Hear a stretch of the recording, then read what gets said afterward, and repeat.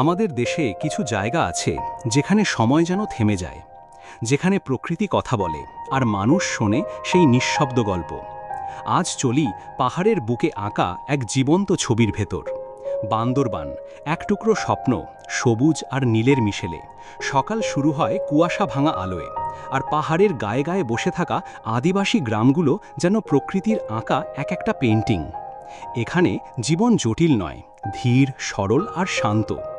বাঁশের ঘর, পাহাড়ি খাবার আর স্থানীয় মানুষের চোখে যে অতিথি পরায়ণতা তা হৃদয়ে গিয়ে গেঁথে যায়। তাদের হাসি, তাদের সুর আর তাদের গল্প সব মিলে গড়ে তোলে এক অদ্ভুত মায়া। এটাই তো বাংলাদেশের সেই রং যা শহরের দেয়ালে খুঁজে পাওয়া যায় না। এভাবেই বাংলাদেশ বেঁচে থাকে তার প্রকৃতিতে, তার মানুষে, তার পাহাড়ে। এই রঙিন কাহিনী দেখতে থাকো ছবিবিন্দুর ক্যামেরায়। সাবস্ক্রাইব করো আর চোখ রাখো আমাদের পরবর্তী গল্পে।